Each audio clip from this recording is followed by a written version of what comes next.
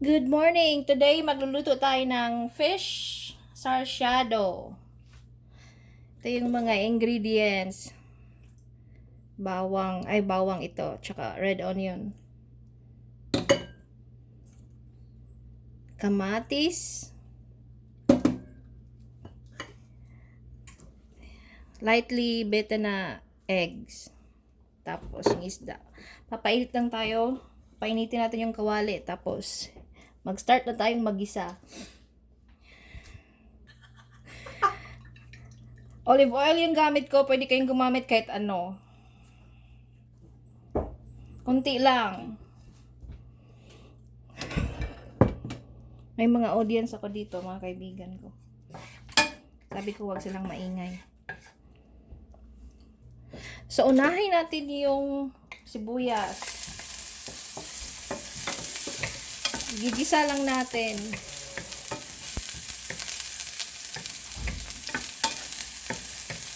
Mas madali siyang lutuin. Kahit sino pwedeng magluto nito. Yan lang. Tapos, bawang. Gusto ko to kasi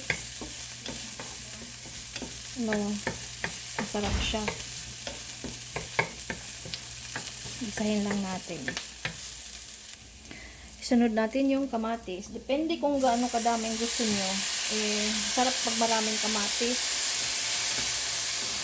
Ano pag may kanin.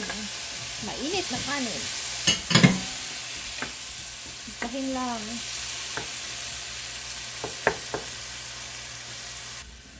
Takpan muna natin. So, after 1 minute, yan. Hala.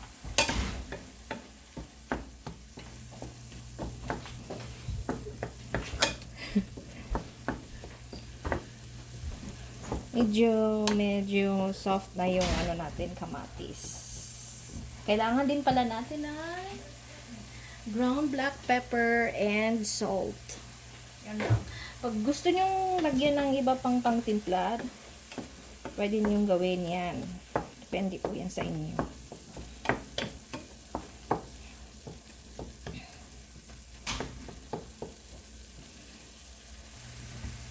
Sunod natin yung itlog.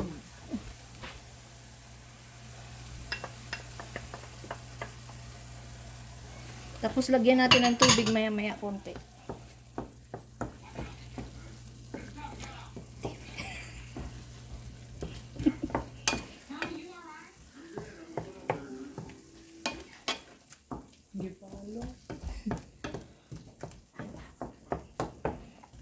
Tubig.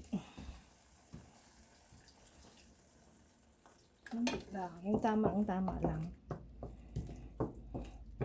Sa Manila ko to natutunan yung fish sarciado. Mali-mali na naman yung pronunciation ko. Alam mo na, Bisaya. Tapos lagyan na natin ng black pepper.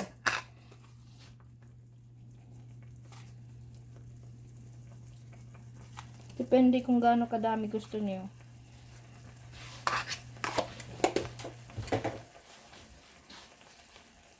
Salt.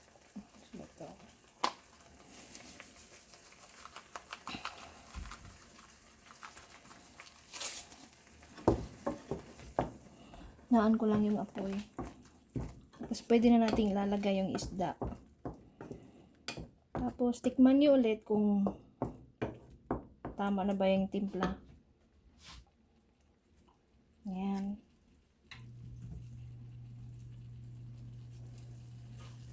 Madali lang siyang lutuin. So, pwede kahit sino.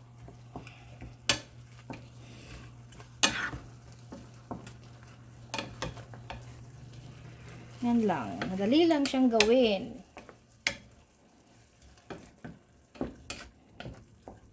Hayaan lang natin siya. Takpan na lang natin. Leave it for 1 to 2 minutes. So, ayan na siya. Tikman nga natin kung kulang pa yung lasa, didagdagan lang natin ng asin.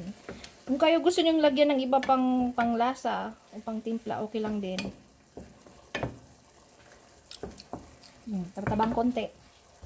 Lagyan natin ng more salt.